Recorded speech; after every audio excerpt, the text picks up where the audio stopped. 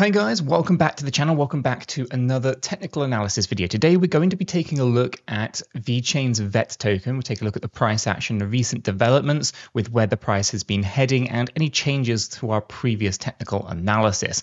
As I get into today's video, if you do find it useful and informative, smash that like button. I do appreciate that. If you are new to the channel, go ahead and subscribe. Tapping the bell, selecting all the notifications, and you will not miss another video update. Let's jump right down into today's video. So here we have Vechain paired up with USDT. We're on the 1-day Binance chart here, and we were tracking this as a 5-wave move. We were tracking this as a wave 1, 2, 3, 4, and 5, right? And it is still technically possible that that's what's going on with the wave 1, 2, 3, all of this being a wave 4 and a rally to the upside. However, we're seeing some weakness in the charts, so I want to kind of recap on what's going on. This could, of course, be something slightly different, where we actually have completed the 5-wave structure already, something to this effect here with the tiny little wave 4 and a finishing structure. So I'm going to review what's going on since we kind of topped out on the 15th of July and started to move down to where we were on a wick low on the 25th of July at 2.640.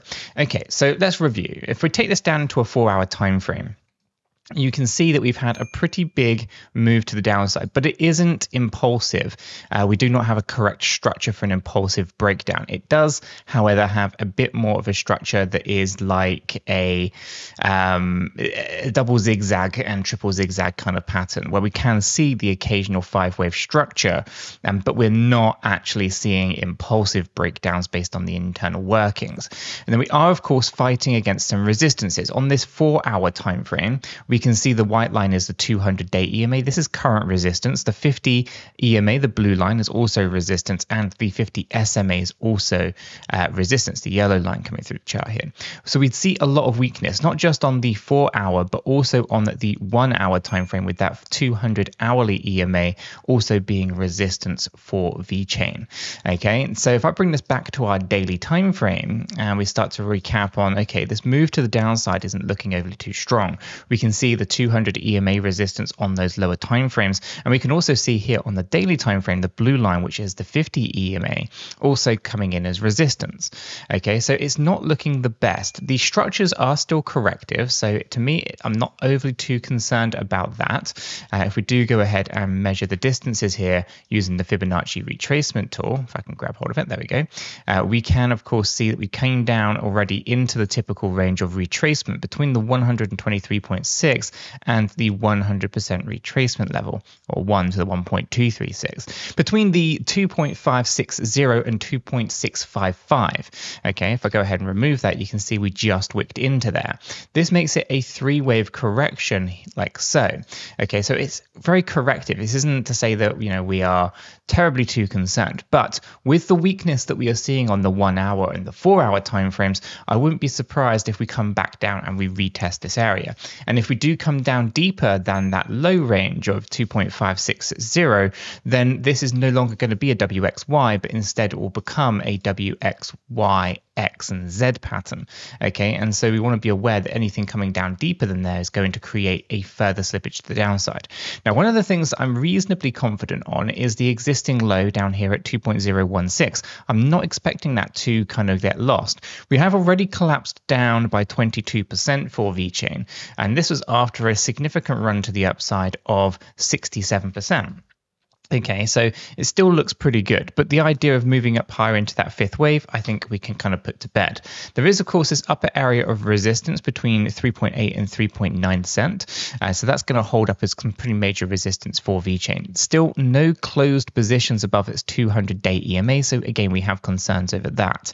Now, if I go ahead and throw on some smart money concepts here, you can see that we are still in bearish times, right? Since we've got this closed position on the 23rd of June, we haven't broken out of that pattern. We've got some changes on the smaller time frames, and these are looking pretty good, but unless we can get a closed position higher than this previous swing high that we had on the 15th of July, it's not likely to get a change of characterization anytime soon. This means that we have a weak low that's not going to hold, and we have a strong high that is still remaining very much resistance. Okay, that comes in at 5.5 cents. So we can see that over the time, not a lot has really changed for Vechain. Not really since we've kind of had that low down on the 5th of July, we've had some great runs to the upside here that were forming a trend reversal, but this move most recently over the last week has caused a little bit of concern with the price action of Vechain. Equilibrium also happens to sit right up here on our area of resistance as well, coming in at 3.6 to 3.8 cent. So for smart money concepts and Elliott wave theory, they're both being quite predictive over the fact that we are still in bearish times, even though we've seen a bit of a run to the upside.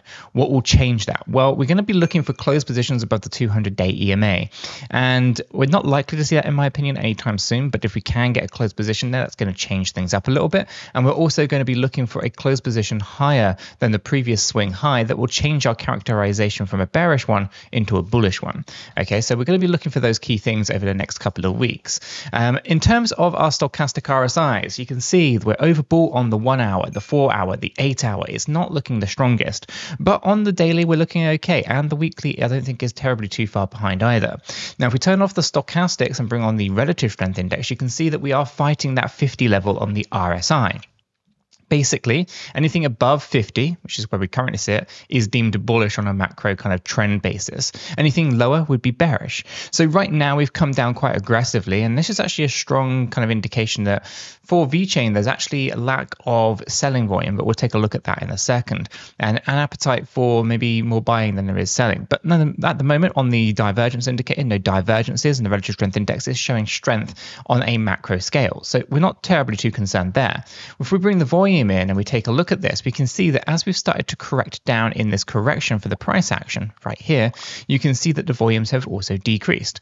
Okay, this is an indication that there isn't a huge appetite for selling into this move to the downside. Okay, so although volumes are very low, and we can zoom out to really take stock of the situation here, the volumes even on this way to the upside are also showing weakness because the volumes were decreasing during that move as well, indicating that we were likely to see this reversal that we have seen in the market. Okay, so volumes aren't where they need to be, but this is pretty obvious. We've been talking about this for quite some time.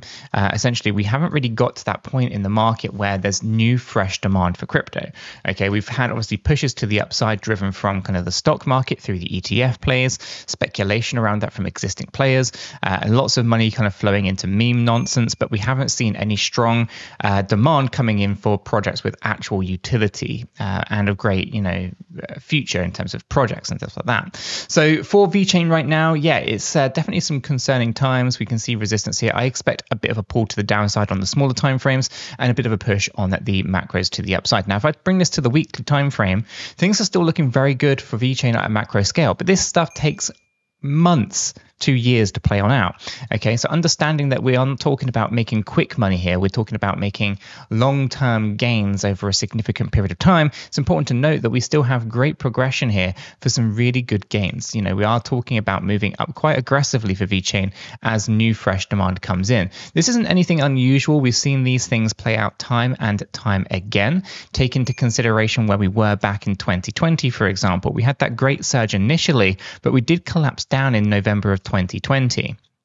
Okay, that collapse to the downside was a whopping 58.68% before we went into those parabolic moves into 2021, which was over 2,800%. Okay, this was after kind of that initial kind of surge from March 2020. Of around 1,000%, 1,300%. And if we take a look at Vechain's price action and growth, well, we've moved up about 313% and we started to collapse on down. This is all quite normal behavior. This isn't anything terribly too unusual. So we are looking for some pretty decent gains on the long term. We do have a weak high on this macro scale. So again, we can see some interesting stuff in the longer term, in my opinion. But, this is a long game. This isn't something that's going to be quick money where you can just throw $100 at something and become a millionaire. This is something that actually takes a long time. It takes a lot of patience. It takes a lot of balls of steel, essentially just making sure that you adhere to a strategy over many months, and the weak hands will get shaken out from time to time. But for the most part, everything on Vechain that I'm seeing, I'm not too concerned. Everything looks reasonable to me, but we should just be expecting more volatility, more opportunity in the space. Let me know what your thoughts are are in the comments down below. Do you agree? Do you disagree? If you have found it useful, smash the like button. If you're new, subscribe. And if you haven't done so yet, guys, why don't you check out the TA I put out yesterday on Cardano. It's so there's some stuff going on there that you're not going to want to miss.